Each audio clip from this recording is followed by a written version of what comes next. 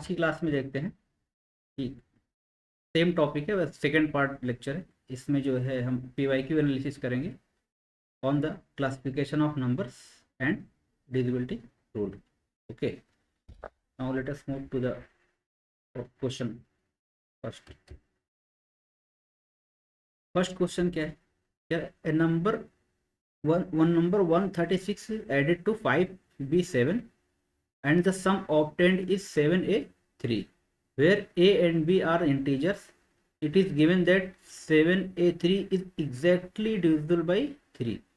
तो ये किस पे बेस्ड है? डिविजिबिलिटी रूल पे बेस्ड है। ठीक है, तो क्वेश्चन क्या कहता है कि 136 इज एडेड टू, क्वेश्चन क्या है, 136 is added to 5b7, 5b7, okay, and the sum obtained is, sum क्या आ रहा है हमारे पास? ये आ रहा है 7a और 3। ठीक है, तो हम देखते हैं 7 + 6 कितना होता है। 7 + 6 होता है 13। तो यहाँ पे 3 है तो 1 कैरी ओवर हो जाएगा। तो 1 कैरी ओवर जो होगा, यहाँ पे आ गया 1 कैरी ओवर। ओके, और उसके बाद यहाँ पे 3b है और 1 और 5 है। तो 7, कंडीशन क्या दी हुई है? कंडीशन दी हुई 7a3 is completely divisible by 3। तो डिविजिबिलिटी रूल ऑफ 3 क्या था कि sum of the numbers should be divisible by 3। तो sum of the 7 + a + 3 should be divisible by 3।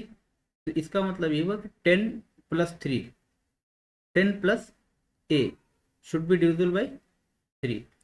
तो 10 + a 3 से कब डिविजिबल हो सकता है? ऐसी a की for what values of a की किस किस वैल्यू के लिए ये डिविजिबल हो सकता है। ठीक है, तो हम अगर यहाँ से देखते हैं सेपरेट कि a की वैल्यू क्या हो सकती है। a की वैल्यू अगर 2 होगी, सपोज a की 2 वैल्यू हो सकती है। ठीक है, a की और कौन सी वैल्यू हो सकती है? 4 नहीं होगी, क्योंकि 10 + 4 14 हो जाएगा और 14 3 से डिविजिबल नहीं है। और क्या हो सकती है? a = 5, a क्या हो सकता है? 5 हो सकता है। और क्या हो सकता है? a = 8 हो सकता है। ठीक है, तो अगर a की इतनी वैल्यू पॉसिबल है, अगर 2 वैल्यू लेते हैं तो 10 + 2 क्या हो जाएगा? 12 हो जाएगा। 12 3 से डिविजिबल है। अगर 5 लेते हैं तो 10 + 5 15, ये भी 3 से डिविजिबल हो जाएगा। अगर 8 लेते हैं तो 10 + 8 कितना हो जाएगा? 18। तीनों केसेस में क्या हो रहा है? ये डिविजिबल हो रहा है। अच्छा, अब हम यहाँ देखते हैं कि अगर सपोज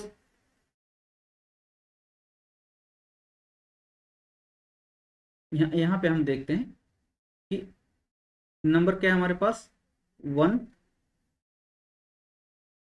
3 6, ठीक है, और 5b और क्या है? 7 है। ठीक है, तो अगर सपोज हम a की वैल्यू, पहले केस में सपोज मैं 2 लेता हूँ। ठीक है, तो यहाँ पे क्या है? यहाँ पे 3 है और यहाँ पे कैरी ओवर कितना आया था? 1 आया था।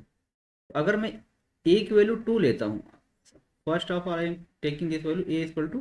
तो a यहाँ पे 2 लेता हूँ, तो a अगर 2 लेंगे तो b की क्या वैल्यू आएगी? यहाँ पे ऑलरेडी 3 + 1 क्या है? यहाँ पे 4 ऑलरेडी है। 3 + 1 4 है। तो b क्या हो सकता है? तो b जो होगा यहाँ से, b क्या होगा? 8 होगा। b की वैल्यू अगर हम 8 लेंगे, अगर b हमारा 8 आ जाता है, तो 8 + 4 क्या? 12, और 1 carry over, 1 carry over further, 1 1 2 हो गया। 2 + 5 कितना हो गया? 7 हो गया। ठीक है, तो एक तो यहाँ से a की वैल्यू जब हम 2 लेंगे तो b, when I am taking a = 2, then value of b comes, b = क्या आता है यहाँ से? हमारा 8 आता है। ठीक है, और पॉसिबिलिटी देख लेते हैं। अगर हम a की वैल्यू 5 लेते हैं, सपोज हम a = क्या ले रहे हैं? 5 ले रहे हैं। तो 1 3 6 और 5b 7, ये यहाँ पे क्या है? 3। हमने a की वैल्यू नेक्स्ट केस में क्या लिया? नेक्स्ट केस में a की वैल्यू हमने लिया कितना? a की वैल्यू हम चूज करते हैं 5। अगर हम ये यहाँ पे 5 लेते हैं सपोज, ठीक है, तो यहाँ पे 7 6 13 1 कैरी ओवर, और 3 1 4, 3 1 4, और जो है तो यहाँ पे बी क्या आ जाएगा, बी कितना आ जाएगा, 1 आ जाएगा, ठीक है। और 5 1 क्या होगा, 6 होगा। जबकि यहाँ पे आंसर में क्या दिया होगा, ये कंडीशन क्या है कि यहाँ पे क्या होना चाहिए, 7 होना चाहिए। इसलिए हम बी की value, B a cannot be equal to 5, ठीक है, ए की वैल्यू 5 नहीं हो सकती, ठीक। अच्छा, हम ए इक्वल टू 8 अगर चूज करते हैं, ए अगर 8 चूज करते हैं, तो ये क्या है, 1 3 6, ठीक, और क्या है 5 5 बी 7,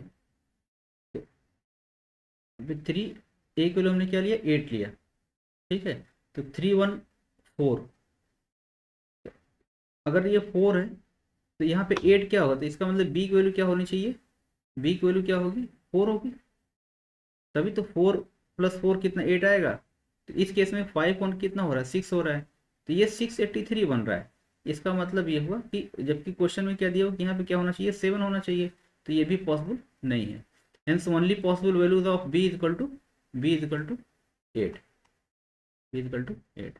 ओके, तो और correct answer is B is equal to 8, it will be the correct answer.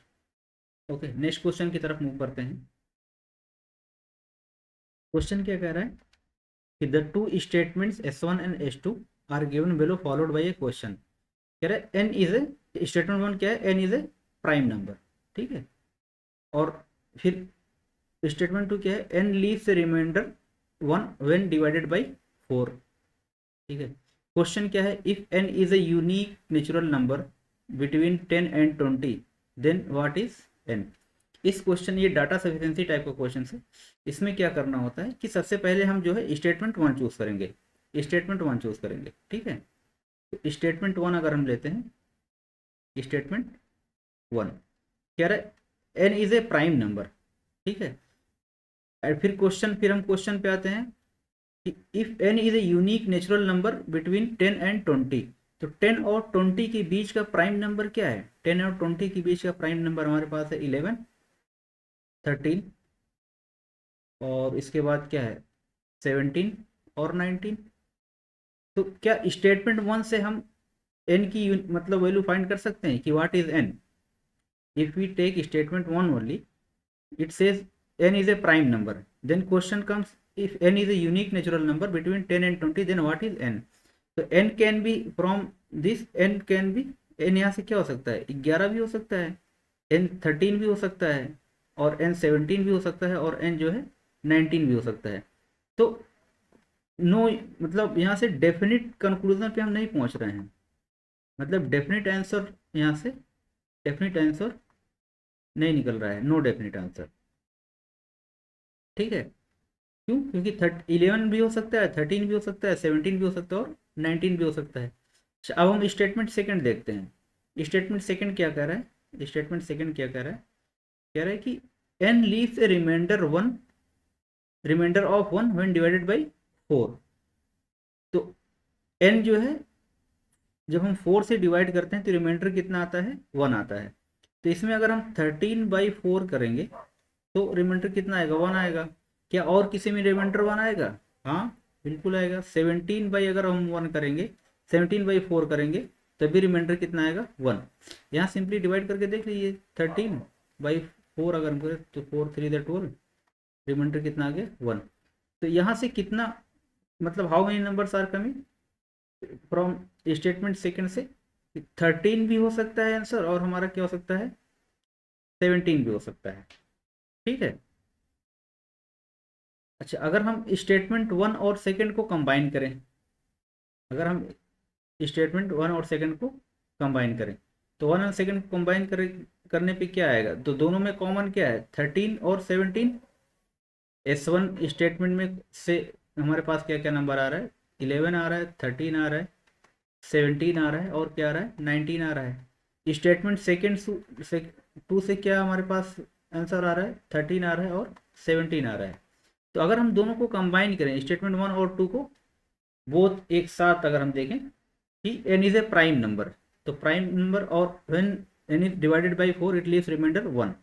तो दोनों में कॉमन क्या है, 13 भी आंसर पॉसिबल है और 17 भी पॉसिबल है, जबकि आंसर मतलब एग्जैक्ट नंबर मतलब नो एग्जैक्ट वैल्यू, मतलब नो डेफिनेट कंक्लूजन। अभी हम एग्जैक्ट आंसर पे नहीं पहुंच रहे हैं, ठीक है, no definite answer. It can be either either 13 और 17। हेंस कौन सा हो जाएगा ऑप्शन हमारे पास correct, S1 and S2 together are not sufficient to answer the question. Okay, S1 and S2 together are not sufficient to answer the question. ये समझ में आया क्वेश्चन, ठीक है, कुछ है नहीं इसमें, फर्स्ट स्टेटमेंट लेना है, उसके बाद क्वेश्चन देखना है। तो फर्स्ट के थ्रू हमारे पास 1 2 3 4 वैल्यूज आ रही है, तो कोई definite no definite conclusion. Second हम ले रहे हैं तो हमारे पास कितना वैल्यू आ रहा है, दो वैल्यू आ रही है 13 और 17, इससे भी डेफिनेट कंक्लूजन नहीं है। दोनों स्टेटमेंट को अगर कंबाइन करते हैं तब भी दो दो वैल्यू आ रही है। यहाँ पे सपोज अगर एक वैल्यू आती, अगर सपोज खाली 13 आता, तब हम कहते कि हाँ statement 1 and 2 are sufficient to answer answer the question, तब आंसर सी हो जाता। लेकिन दो वैल्यू आ रही है, इसलिए जो है क्या हो जाएगा आंसर हमारे पास डी हो जाएगा, कि none of the statement is sufficient to answer the question. ठीक है, नेक्स्ट क्वेश्चन की तरफ नेक्स्ट की तरफ मूव करते हैं। नेक्स्ट क्वेश्चन क्या है, the two statement S1 and S2 are given below with regard to the following with two numbers followed by a question. Their product is 21. Their दो numbers हैं जिनका प्रोडक्ट क्या है 21 है। Their sum is 10. अब पूछा what are the two numbers, what are the two numbers. तो data sufficiency type question में क्या करेंगे, सबसे पहले हम स्टेटमेंट 1 देखेंगे। तो प्रोडक्ट इज 21, तो 21 का फैक्टर्स क्या क्या होगा, कि कौन कौन से नंबर्स होंगे जिनका प्रोडक्ट जो होगा 21 होगा। तो 1 हो गया, 3 हो गया, 7 हो गया और 21। ठीक है, 21 के सीधा फैक्टर्स निकाल लिए यहाँ पे, 21 का फैक्टर्स निकाल लिए 3 7। तो फैक्टर्स क्या हो गया, 1 हो गया, 3 हो गया, 7 हो गया और 21 हो गया। तो दियर प्रोडक्ट इज 27, मतलब S1 के through what are the two numbers. तो अगर हम S1 ले, S1 स्टेटमेंट के थ्रू टू नंबर्स कौन कौन से आएंगे, 1 और 21 भी पॉसिबल है, इनका भी प्रोडक्ट 21 है। और सेकंड कौन सा पेयर पॉसिबल है, 3 और 7 भी पॉसिबल है। तो स्टेटमेंट 1 से हम डेफिनेटली ये नहीं कह सकते कि नंबर हमारा कौन सा है, 1 या 21 वाला होगा या 3 या 7 वाला होगा। ठीक है, तो मोर देन टू ऑप्शंस इसमें आ रहे हैं, मोर देन वन पॉसिबिलिटी आ रही है, इसलिए statement 1 is not sufficient, statement 1 alone is not sufficient. Statement 2 देखते हैं, दियर सम इज 10। तो स्टेटमेंट 2 कह रहा है कि उनका जो सम है, सम ऑफ द नंबर्स क्या है 10 है। तो सम ऑफ द नंबर्स क्या है 10 है। तो अगर हम स्टेटमेंट 2 खाली देखें तो 8 to 8 हो सकता है। Statement I am referring statement 2 alone, not with respect to statement 1। 2 8 का सम क्या होगा 10 होगा।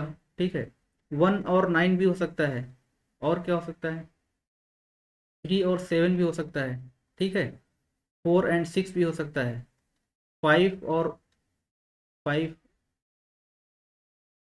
5 भी हो सकता है। ठीक है, 5, और 6, 4 और क्या हो सकता है 7 3 और 8 2 तो हमने ले लिया। ठीक है, तो यहाँ से इतनी पॉसिबिलिटीज निकल के आ रही है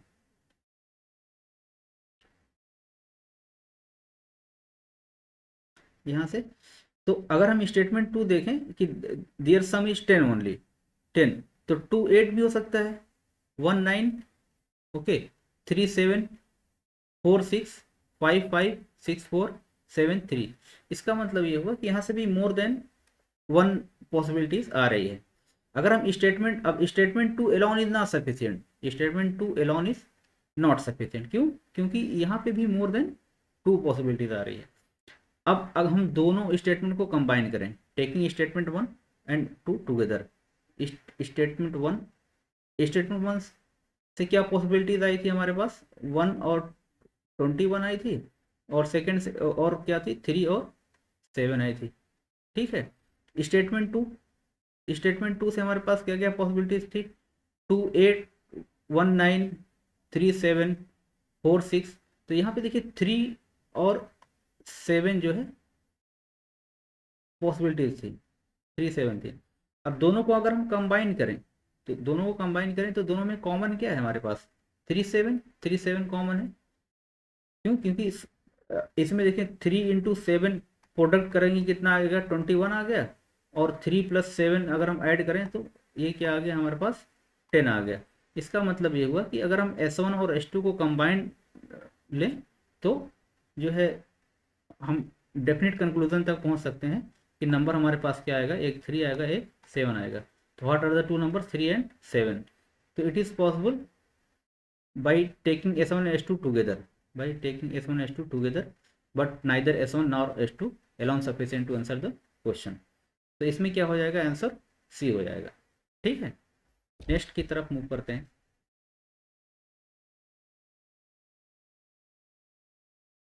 नेक्स्ट क्वेश्चन क्या है, three of the five positive integers P Q R S T are even and two of them are odd, okay, not necessarily in order। Consider the following: P plus Q plus R minus S minus T is definitely even। यहाँ पे क्या word use किया गया है, क्या sentence use, definitely even. ठीक है, तो हमने देखा था जब आइडेंटिटी देखी थी, हमने देखी थी कि even even plus minus even जो होगा वो क्या होगा, इवन होगा। ठीक है, तो इसमें 3 नंबर्स, कोई भी 3 नंबर, जैसे P, सपोज PRS, ये इवन मान लिया हमने। ठीक है, और Q और T क्या मान लिया, ऑड मान लिया। तो इसमें 3 नंबर्स प्लस हो रहे हैं, मतलब P + Q + R। तो अगर हम इवन को भी अगर हम ऐड करें, तो even even plus minus even जो होगा, 3 नंबर का करेंगे तो क्या होगा, तो वो भी क्या होगा, वो इवन होगा, ये देखिए P + Q + R minus S minus T है। तो हम यहाँ से अगर माइनस कॉमन लें तो ये S + T हो जाएगा। ठीक है, तो इवन प्लस माइनस इवन क्या होता है, इवन होता है, ऐसे अप्रोच करते हैं जैसे हम आइडेंटिटी बेस अगर अप्रोच करें तो क्या होगा, P प्लस क्या है, Q + R। तो P और Q हमने क्या माना है, P है हमारा इवन नंबर है, ये इवन है। ठीक है, Q क्या है, ऑड है, R क्या है, इवन है।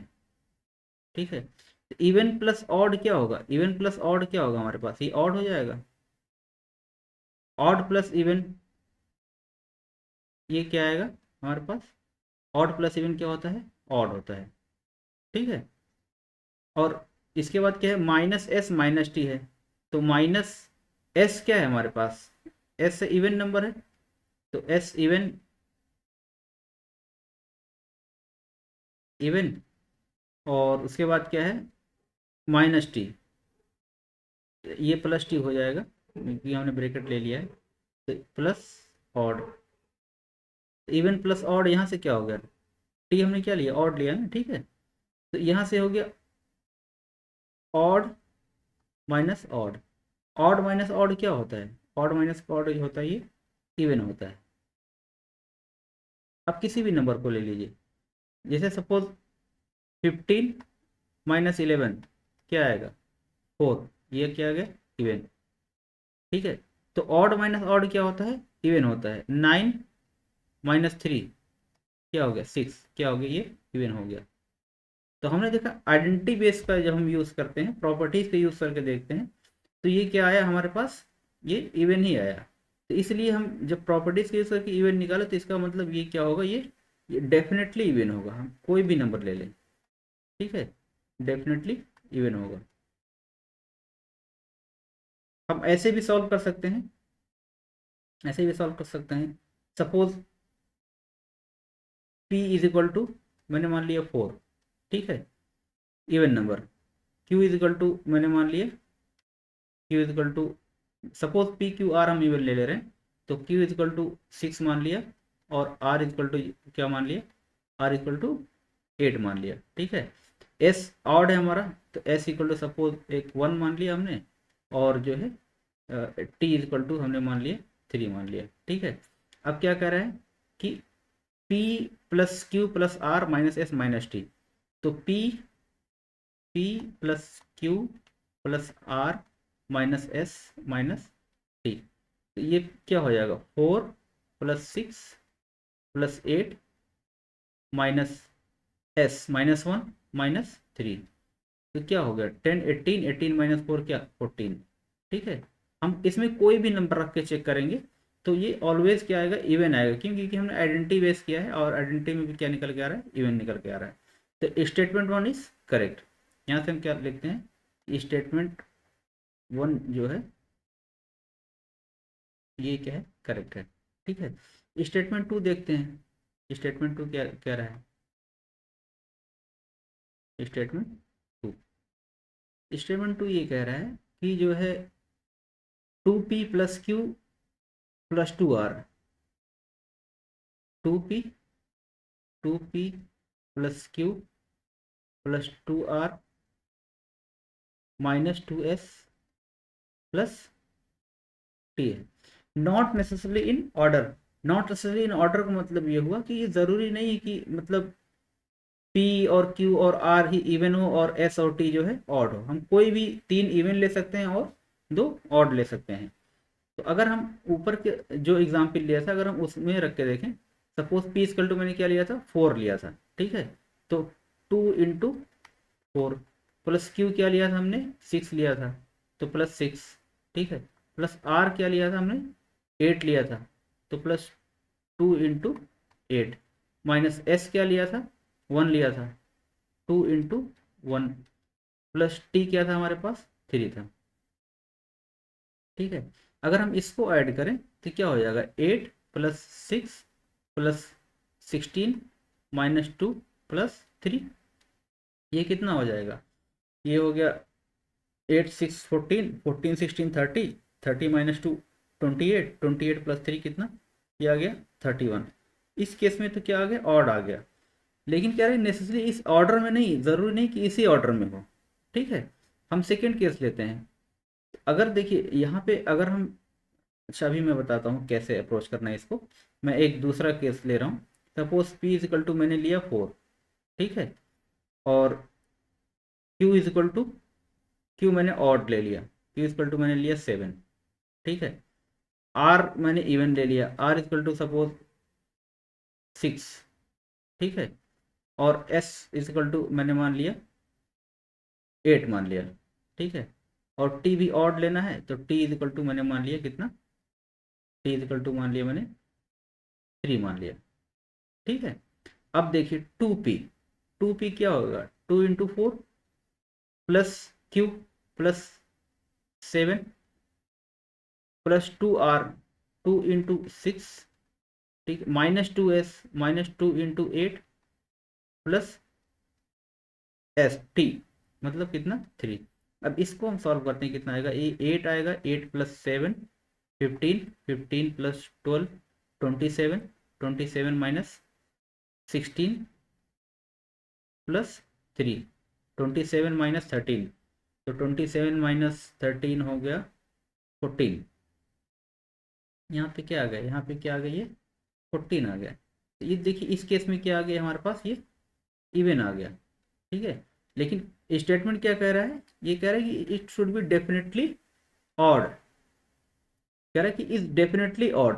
तो यहाँ से हमारा ये स्टेटमेंट क्या हो गया, गलत हो गया, ठीक है।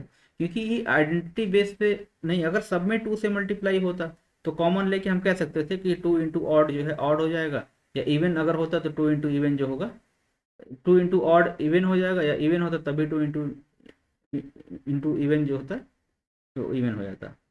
ऑड होगा तब भी मल्टीप्लाई 2 से करेंगे तभी इवन हो जाएगा, इवन होगा तब भी मल्टीप्लाई करेंगे तब भी क्या हो जाएगा, इवन हो जाएगा। लेकिन यहाँ पे ऑर्डर में नहीं है। अब मैं इसके पीछे का वो बताता हूँ कि कैसे चूज करना है, एक्चुअली इसके पीछे लॉजिक क्या है। लॉजिक क्या है, देखिए ये क्या था कि 2p + q लॉजिक में बता रहा हूँ। क्या है? 2p plus Q plus 2r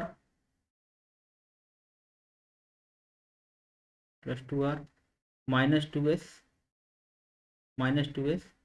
plus T. तो मैं ये बता रहा हूँ कि अभी हमने देखा तो पहले में ऑड आ गया था, सेकंड केस में इवन कैसे आ गया। देखिए यहाँ पे 2p है, अगर हम p को ऑड ले, p को अगर हम चाहे ऑड अगर ले या और इवन लें, और इवन लें, ठीक है। तो 2 इंटू ऑड करेंगे तब भी क्या आएगा, तब भी क्या आएगा, इवन आएगा। और 2 इंटू इवन करेंगे तब भी क्या आएगा, हमारे पास इवन आएगा। तो ये नंबर ऑलवेज इवन रहने वाला है, इससे ये इवन हो जाएगा, ठीक है। अब सपोज हम 2r है, ठीक है। तो इसी सिमिलरली अगर हम r को इवन लें या ऑड लें, ये भी इवन, अगर इवन और ऑड लेते हैं तब भी क्या होगा, हमारे पास आंसर जो आएगा, रिजल्ट क्या आएगा, इवन ही आएगा, ठीक है। इसी तरह सिमिलरली 2s है, तो 2s में क्या है, इसमें भी अगर हम 2s है, अगर हम इसमें भी s को अगर हम इवन लें, तो अगर s को इवन लें और ऑड लें तब भी हमारे पास रिजल्ट क्या आएगा, रिजल्ट आएगा कि हमारे पास इवन ही आएगा, ठीक है। अब डिफरेंस कहाँ पे आ रहा है, देखिए डिफरेंस ये आ रहा है q प्लस टी में। q यहाँ पे q हो रहा है, q और प्लस सा क्या हो रहा है, प्लस t आ रहा है। अगर q प्लस टी, अगर q प्लस टी इसका सम जो है अगर इवन आएगा, अगर इसका सम इवन होगा तो रिजल्टिंग नंबर जो क्या आएगा, ये इवन आएगा। अगर इसका सम ऑड होगा, जैसे मान, अगर इसका सम, जैसे मान लिया मैंने क्या लिया था, देखिए अभी हमने एग्जाम्पल में लिया था, मैंने इसको 7 लिया था, क्यू को क्या लिया था सेकंड केस में, इसको 7 लिया था, इसको 3 लिया था। इसका सम मैंने क्या बनाया, इसका सम मैंने इवन बनाया, तो रिजल्टिंग नंबर क्या हमारे पास आया, इवन आया, ठीक है। फर्स्ट केस में क्या हमने लिया था, फर्स्ट केस में जो है S8 लिया, S8 था और T क्या था, 3 था फर्स्ट केस में। तो फर्स्ट केस में अगर S8 होगा, अगर यहाँ पे S8 होगा और T3 होगा तो सम क्या आएगा, ये ऑड आएगा, ठीक है। तो हम दो ही टर्म डिसाइड कर रहा है इस केस में, तो इसलिए ये आइदर ये इवन भी हो सकता है, अगर इन दोनों का सम जो है, अगर इनका सम इवन होगा तो रिजल्टिंग सम जो क्या होगा, ये आएगा, इवन आएगा, ठीक है। अगर इनका सम ऑड होगा तो रिजल्टिंग सम क्या आएगा, ऑड होगा। तो इसलिए जो है हम कोई डेफिनेट कंक्लूजन पे नहीं पहुंच सकते। इसका मोस्ट इंपॉर्टेंट कॉन्सेप्ट यही था, इसका जो कॉन्सेप्ट था यही था, ठीक है। नेक्स्ट क्वेश्चन की तरफ मूव करें, ये क्लियर है, ठीक है। अब देखिए, let p q r and s be the distinct positive integers, ठीक है। Let p q be odd and r s be even, ठीक है। तो p और q क्या कह रहा, ऑड है, और r और s क्या है, इवन है। तो इसको हम आइडेंटिटी बेस पे, देखिए आइडेंटिटी बेस पे अगर हम क्वेश्चन सॉल्व करते हैं तो जो रिजल्ट आएगा वो डेफिनेट में आएगा, ठीक है। जो नंबर रख के अगर हम चूज करेंगे तो क्या आएगा, वो हो सकता है कि एक आध नंबर मिसप्लेस हो जाए और इवन के वजह ऑड हो जाए, ठीक है। तो ऑलवेज कोशिश करिए कि आइडेंटिटी बेस पे हम रख के क्वेश्चन को सॉल्व करें। कह रहा है पी और आर जो है क्या है, ऑड है, पी क्यू भी ऑड है। तो पहला वो क्या है, P minus R whole square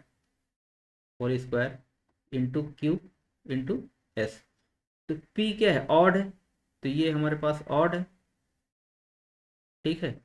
और आर क्या है, इवन है, तो आर क्या है, इवन है। तो ऑड माइनस इवन क्या होगा, ऑड माइनस इवन क्या होगा।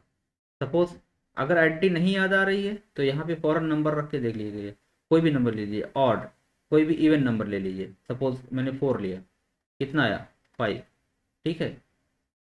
ऑड इवन नंबर कोई भी जस्ट चेक करने के लिए क्या आएगा, 3। तो ये क्या आ रहा है हमारे पास, ऑड ही आ रहा है, दोनों केस में ऑड आ रहा है, ठीक है।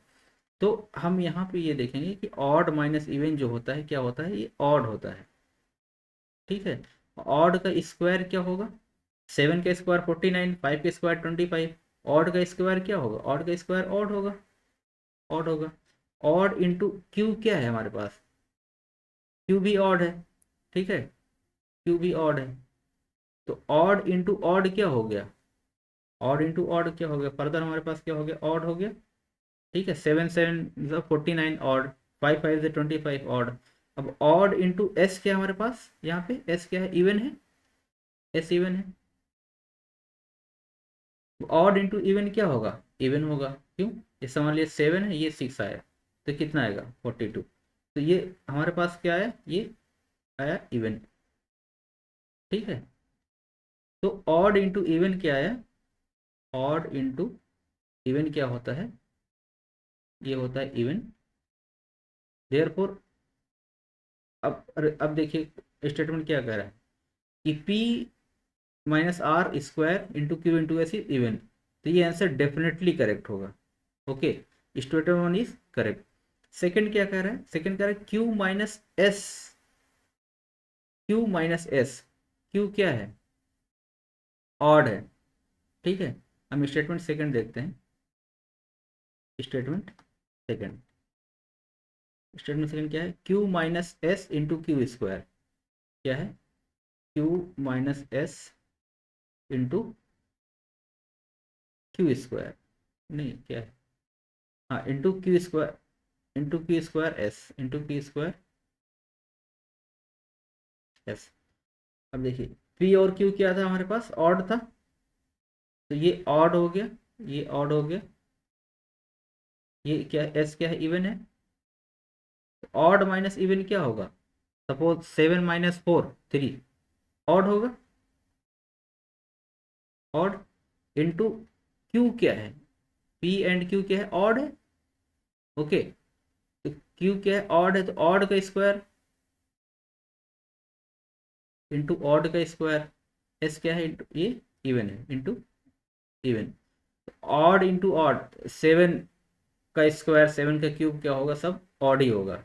3 का स्क्वायर, 3 क्यूब क्या होगा, सब ऑड ही होगा। तो ये क्या हो गया, ये हमारे पास रिजल्टिंग क्या हो गया, ऑड नंबर आ गया, और ये क्या आ गया, इवन आ गया। ऑड इंटू इवन अभी हमने जस्ट देखा था, क्या होगा, ये इवन होगा। अब देखिए क्या कह रहा है स्टेटमेंट में, क्या कह रहा है, इस इवन, तो ये भी डेफिनेटली करेक्ट होगा, ठीक है। थर्ड क्या है, क्यू प्लस आर का स्क्वायर, ठीक है, Q plus R, statement third देखते हैं, क्यू प्लस आर का square, Q plus R square into P plus S, into P plus S. P Q क्या था, ऑड था, तो क्यू क्या है यहाँ पे, ऑड, आर एस क्या था, इवन था, तो ये odd plus even whole square. Odd plus even क्या होगा, ऑड होगा, तो ये फर्दर क्या हो गया, ऑड स्क्वायर, मतलब ऑड स्क्वायर, ऑड स्क्वायर क्या होगा, ये फर्दर ऑड हो गया, ठीक है। इंटू पी क्या है, ऑड है, और एस क्या है, इवन है,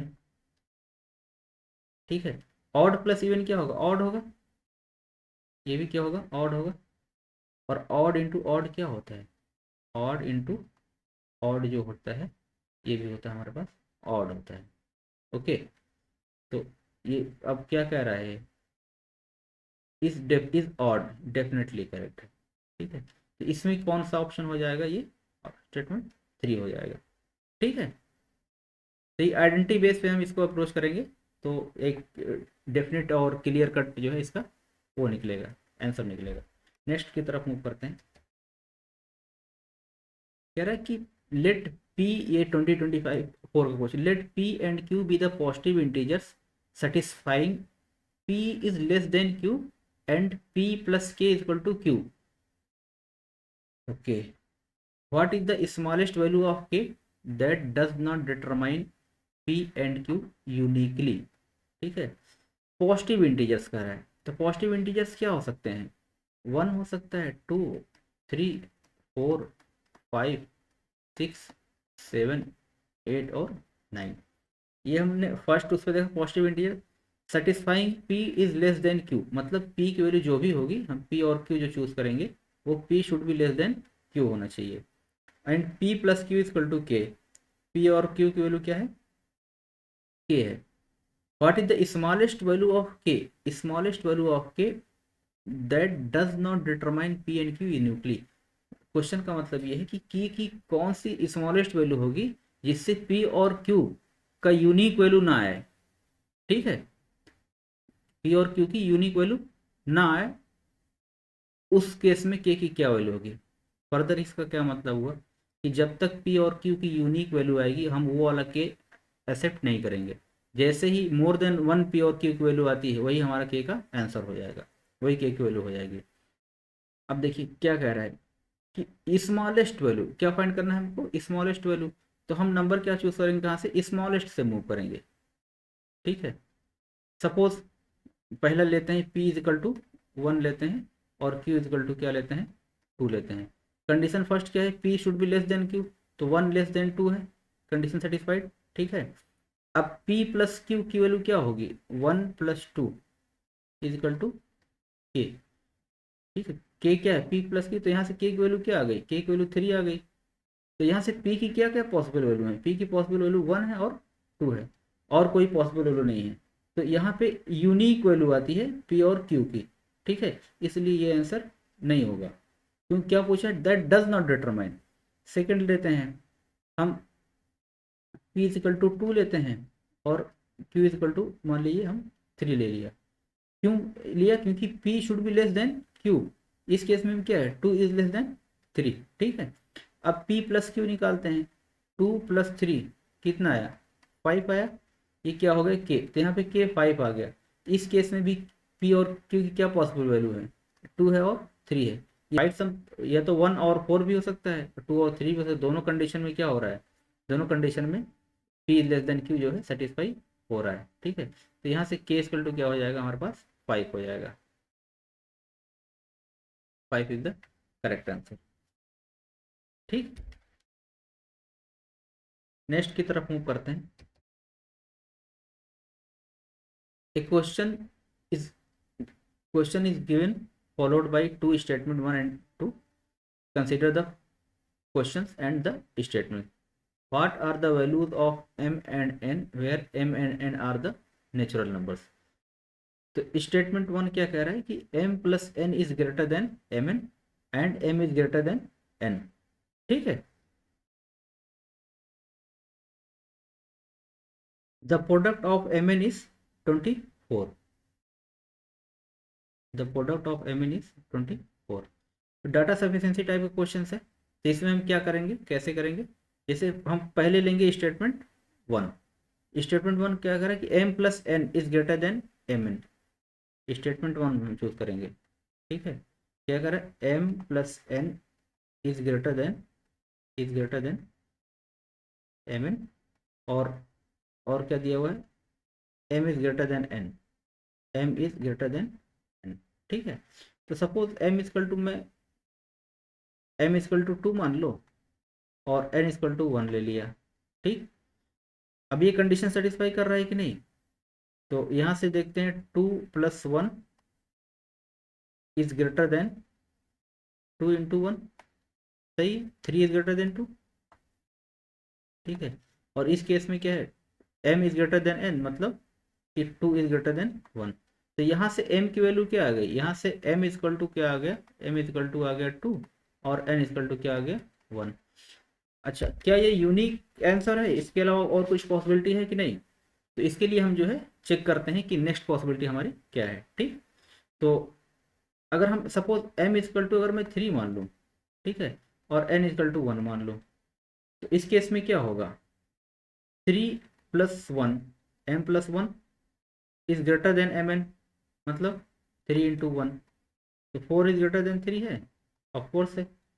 ठीक है, और दूसरा कंडीशन क्या सेट क्या था कि m is greater than n, मतलब 3 इज ग्रेटर देन 1। तो हम दूसरा एग्जाम्पल लेते हैं, तो यहाँ से m इजकल टू क्या आता है, m इजकल टू 3 आता है और n इजकल टू क्या आता है, 1 आता है। तो यहाँ पे देखिए यूनिक पॉसिबिलिटी नहीं है, एक ये भी वैल्यू पॉसिबल है और भी आगे वैल्यूज पॉसिबल है, लेकिन हम एक ही एक्स्ट्रा चेक करेंगे। ठीक है, यहाँ पे भी पॉसिबल है, तो जैसे ही मोर देन 1 आंसर उसका इसकी पॉसिबिलिटी हो, वहीं पे हम जो है ये पॉज कर देंगे। तो इसका मतलब ये हुआ कि statement one alone is not sufficient, not sufficient to answer the question, to answer the question। ठीक है, अब हम स्टेटमेंट टू देखते हैं। स्टेटमेंट टू क्या है? The product of M and N is 24। Statement two हम सेपरेट मतलब आइसोलेशन में देखेंगे। स्टेटमेंट टू क्या है? The product of M N, मतलब एम इंटू एन जो है कितना है, ये 24 है। तो 24 के फैक्टर्स क्या होंगे? 24 कैसे पॉसिबल, क्या क्या नंबर हो सकते हैं? ये नंबर हो सकते हैं 1, 24 भी हो सकता है। प्रोडक्ट कितना है? 24। ठीक, और क्या हो सकता है? 2 और 12 हो सकता है। ठीक है, और क्या हो सकता है? 3 और 8 हो सकता है। ठीक है, और क्या हो सकता है? 4 और 6। ठीक, और क्या हो सकता है?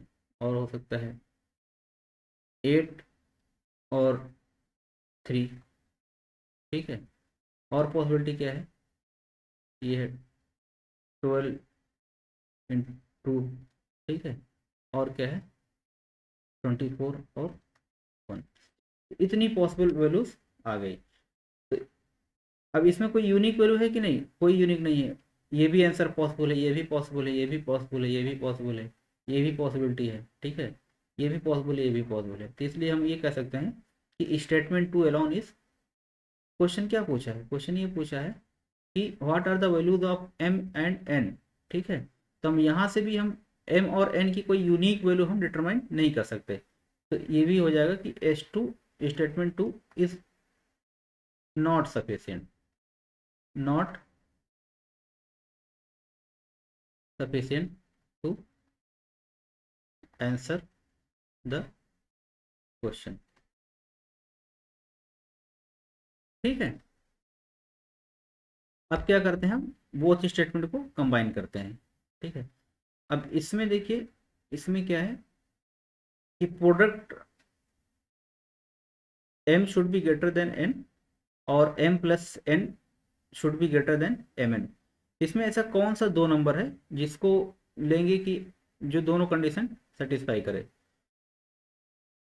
124, ये हम जस्ट एक चेक करते हैं। सपोज हम इसमें m की वैल्यू मान लिया मैंने, m is greater than n है, तो m की वैल्यू 24 मान लिया और n इक्वल टू कितना मान लिया हमने? 1 मान लिया। ठीक है, अब जो है क्या कह रहा है कि m plus n, statement one, m plus n is greater than, mn। तो ये क्या हो गया? 24 प्लस 1। ठीक है, is greater then 24 into 1, 24। Okay, तो 25 इज ग्रेटर देन 24। ये कंडीशन सेटिस्फाई कर रही है, ये हो जाएगा। क्या और कोई पॉसिबिलिटी इसमें है? 12 इंटू 2 क्या हो जाएगा? 24 हो जाएगा, और 12 प्लस 2 कितना हो जाएगा? 12 प्लस 2 कितना हो जाएगा? 14 हो जाएगा। 12 प्लस 2 14। स्टेटमेंट क्या कह रहा है हमारा? m plus N is greater than mn। ठीक है, तो m प्लस एन, तो 12 प्लस 2, क्या ये ग्रेटर है mn से? क्या ये 12 इंटू 2 से ग्रेटर है? नहीं है। ठीक है, तो ये पॉसिबिलिटी नहीं आएगी। तो हम ऐसे भी मतलब मेंटली चेक कर लेंगे, किसी में भी कंडीशन सेटिस्फाई नहीं कर रही है। 3 8 लेंगे, 3 8 11, और 3 इंटू 8 24, ये भी नहीं होगा। 6 4 लेंगे तब भी नहीं होगा।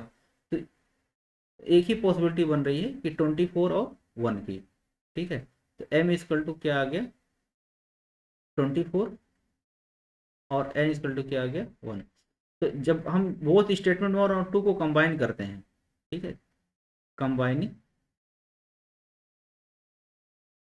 स्टेटमेंट 1 एंड 2, इसका मतलब क्या हुआ? कंबाइनिंग स्टेटमेंट 1 एंड 2, इसका मतलब ये हुआ कि हम दोनों कंडीशन रख के देखते हैं, जो भी हमारे पास पॉसिबिलिटी है जो दोनों कंडीशन को सेटिस्फाई करेगी। क्या कोई ऐसा नंबर आ रहा है जो दोनों कंडीशन को सेटिस्फाई कर रहा है? अगर दोनों को सेटिस्फाई कर रहा है तो एक ही वैल्यू आनी चाहिए।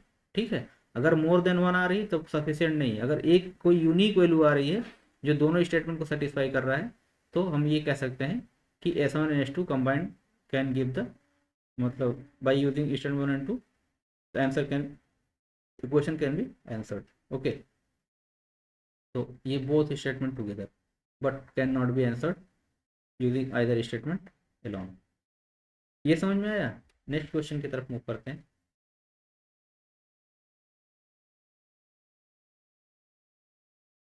ठीक है, क्या क्या है क्वेश्चन? क्वेश्चन क्या है कि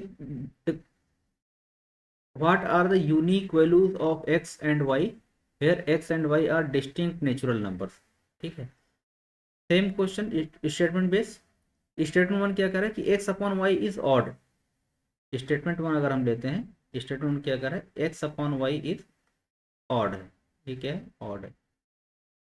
ठीक है, तो अगर हम x इक्वल टू 12 ले लें, ठीक है, और y इक्वल टू 4 ले लें, तो x अपॉन वाई क्या आएगा, x अपॉन वाई क्या आएगा, 12/4 is equal to 3. Condition one satisfied ये हो रही है, तो यहाँ से x की वैल्यू क्या आ रही है, यहाँ से x की वैल्यू 12 आ रही है और y की वैल्यू क्या आ रही है, 4 आ रही है. क्या और पॉसिबिलिटी है इसकी? हम कोशिश करेंगे कि more than one answer find करने की. ठीक है, more than one value of x and y. तो यहाँ से हम देखते हैं कि अगर हम x इक्वल टू सपोज 24 लेते हैं और y इक्वल टू सपोज हम 8 लेते हैं, ठीक है, तब भी क्या आ रहा है, तब भी 3 आएगा. 24/8 ये क्या आ गया, 3 आ गया. तो यहाँ से और क्या पॉसिबल वैल्यू आ सकती है, y की वैल्यू जो है, x की वैल्यू 24 और y इक्वल टू 8 आ सकती है. ठीक है, और तो हम बस दो आंसर मिल गए हमको, दो मतलब डिफरेंट वैल्यूज मिल गई. इसका मतलब ये हुआ कि हम यहीं पे पॉज कर देंगे और ये कहेंगे कि statement one is not sufficient, is not sufficient, alone not sufficient. ठीक है, अब S2 स्टेटमेंट टू क्या कह रहा है, स्टेटमेंट टू कह रहा है कि X Y is equal to 12 है, X Y equal to X into Y equal to क्या है, 12 है. तो ये कितनी पॉसिबल वैल्यू हो जाएंगी इसकी, ये हो जाएगी 1 12, ये भी है, और 2 6, ठीक, और क्या 3 4, और क्या वैल्यूज हो जाएगी 6 2, ठीक है, और क्या हो जाएगी 12 और 1. तो इसमें भी कोई यूनिक वैल्यू हमको नहीं मिल रही है. ये भी पॉसिबिलिटीज है, ये भी पॉसिबिलिटीज है, ये भी पॉसिबिलिटीज है, ये भी पॉसिबिलिटीज है, ये भी पॉसिबिलिटीज है. ठीक है, तो इसमें 5 x और y की 5 डिफरेंट डिफरेंट वैल्यूज आ सकती हैं. इसका मतलब ये हुआ कि statement two alone is not sufficient, statement two alone is not sufficient. ठीक है, अब हम कंबाइन करते हैं, कंबाइनिंग इक्वेशन 1 और 2. स्टेटमेंट वन क्या था, स्टेटमेंट वन ये था कि X upon Y is odd, X upon Y odd. ये एक्स इक्वल टू अगर हम अगर हम 6 ले लें और वाई इक्वल टू अगर हम 2 ले लें, तो एक्स अपॉन वाई क्या आ रहा है, 6/2 क्या है, ऑड है. ठीक है, ये क्राइटेरिया फर्स्ट कंप्लीट हुई. सेकेंड स्टेटमेंट क्या कह रहा है कि एक्स वाई 12, तो 6 × 2, 6 × 2 ये क्या आ गया 12.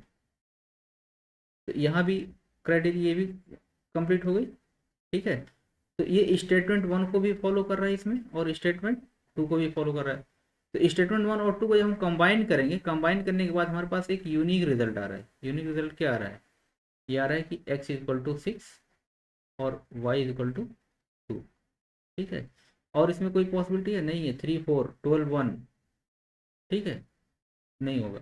तो इसका मतलब वन और टू को कंबाइन करने पे एक पॉसिबल वैल्यूज आ रही है, क्या आ रही है, वही x इक्वल टू 6 और y इक्वल टू 2. तो हम ये कह सकते हैं कि by adding statement 1 and 2 together, ठीक है, the question can be answered by using both statement 1 and 2 together but can not be answered using statement either statement alone. ठीक है, नेक्स्ट देखते हैं. कह रहा है कि फिर डाटा सफिशिएंसी टाइप क्वेश्चन है. Consider the following, X plus Y is an integer, is X plus Y is an integer, question mark है, ये पूछा है। अब क्वेश्चन कह रहा है कि 2x plus Y is an integer, 2x, तो x इक्वल टू सपोज हम 4 मान लें, और y इक्वल टू सपोज 2, कोई भी नंबर मान सकते हैं आप, इंटीजर होना चाहिए बस, ठीक है, सपोज 6 मान लें या 5 मान लिया। कह रहा है 2x plus Y is an integer, तो 2 इंटू 4 प्लस 5 इक्वल टू कितना, 13, इंटीजर आएगा, ये भी इंटीजर। इंटीजर मैंने क्या बताया था, इंटीजर नंबर्स होते हैं इधर पॉजिटिव और निगेटिव, ठीक है, सेट ऑफ पॉजिटिव इंटीजर और सेट ऑफ निगेटिव इंटीजर। तो यहाँ से हमने देखा कि एक्स 4 आ गया और वाई क्या आ गया, 5 आ गया। या और भी हम कोई भी वैल्यू ले सकते हैं, सपोज हम एक्स इक्वल टू 6 ले लिया और वाई इक्वल टू 8 ले लिया। अब 2x प्लस वाई क्या होगा, 2 इंटू 6 प्लस 8, 20, तो ये भी इंटीजर है। स्टेटमेंट 1 अगर हम देखें तो एक 2x plus Y then integer, तो स्टेटमेंट 1 से हम देखते हैं अगर, तो हमारे पास कितना मोर देन 1 आंसर आता है। एक 4, 5 आ गया, एक x की वैल्यू 4 हो गई, y की वैल्यू 5 हो गई, और सेकंड क्या आ गया, 6, 8 आ गया। तो जहां भी मोर देन 2 आए, 1 से ज़्यादा जहां पे आए, तो यहाँ पे हम कह देंगे statement 1 is not sufficient.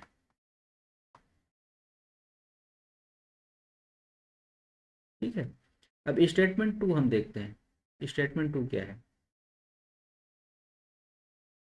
Statement 2 कह रहा है कि x plus 2y is an integer, ठीक है, तो x plus 2y, suppose x equal to हम 4 मानते हैं और y इक्वल टू सपोज 3 मानते हैं, तो x प्लस 2y मतलब 4 प्लस 2 इंटू 3 क्या होगा, 10, इंटीजर, ये भी इंटीजर है, ठीक है। और x इक्वल टू सपोज 6 मान लीजिए और y इक्वल टू आप कुछ भी मान लीजिए, 12 मान लीजिए या 15 मान लीजिए, ठीक है। तो x plus 2y, 6 plus 2 into 12 कितना, 30। यहाँ भी मोर देन वन आंसर आ गया। यहाँ पे x जो है 6 भी पॉसिबल है, और y जो है क्या पॉसिबल है, हमारे पास 3 पॉसिबल है, नहीं, y इक्वल टू 12, ठीक है, y equal to 12।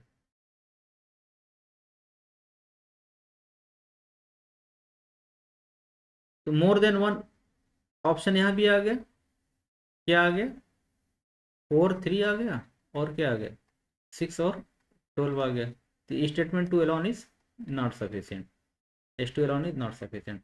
Combining statement 1 and 2, combining statement, अब स्टेटमेंट 1 एंड 2 टूगेदर हम देखते हैं, ठीक है।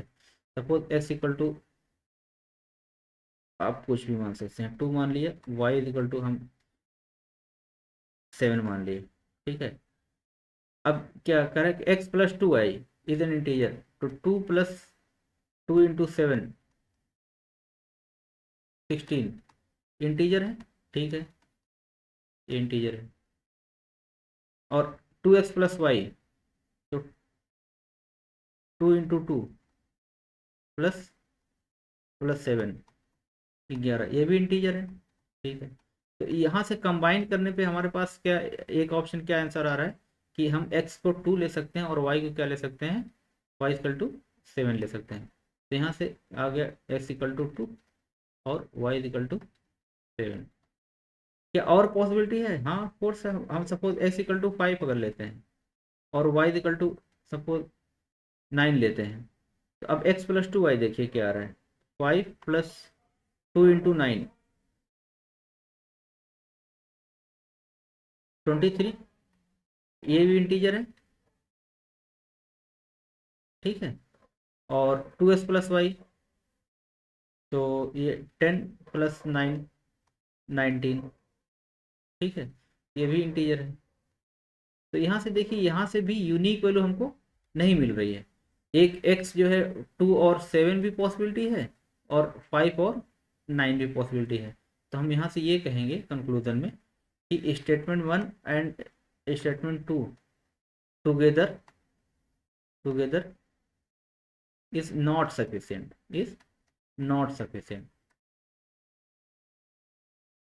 to answer the question. ये समझ में आया?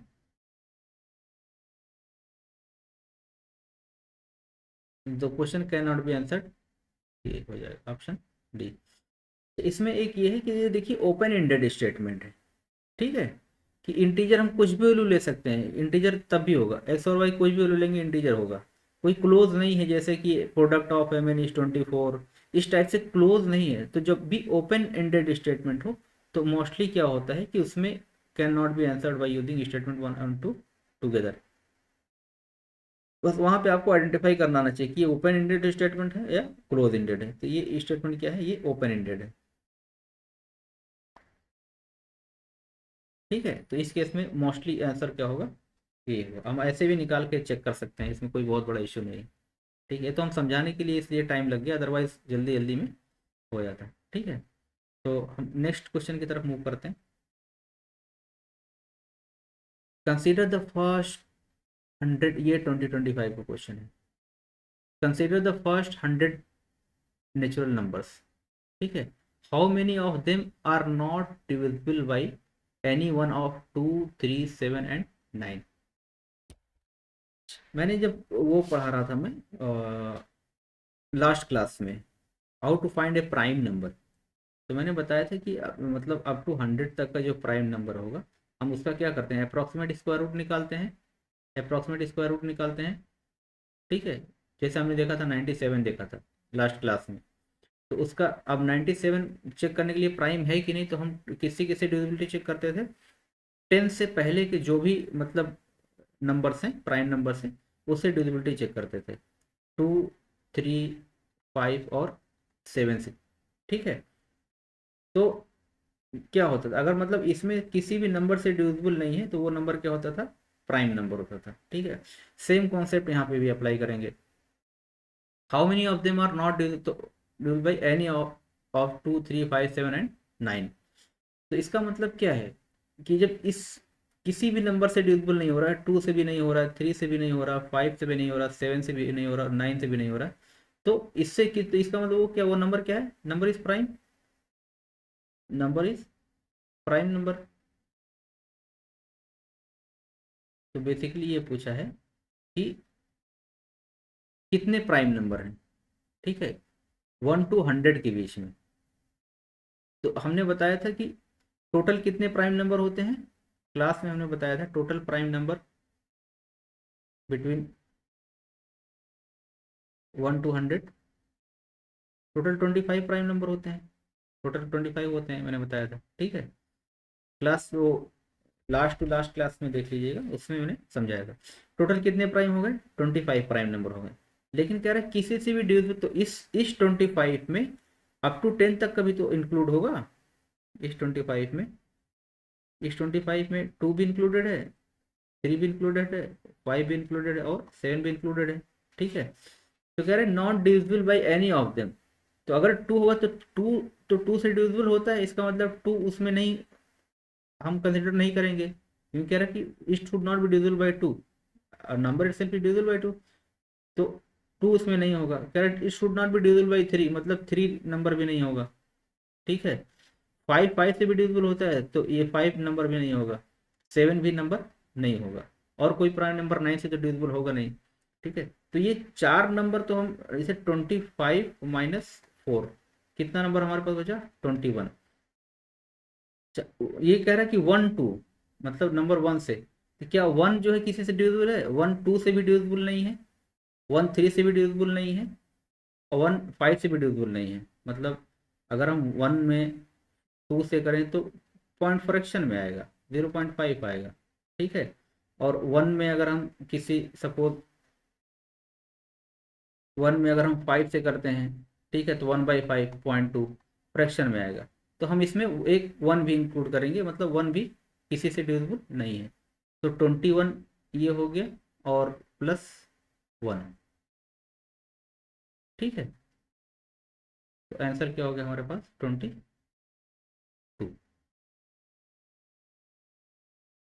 ठीक है। ये क्लियर हुआ। तो इस केस में क्या आंसर हो जाएगा इसका, इसका आंसर हो जाएगा 22, 22 is the correct answer, that is option number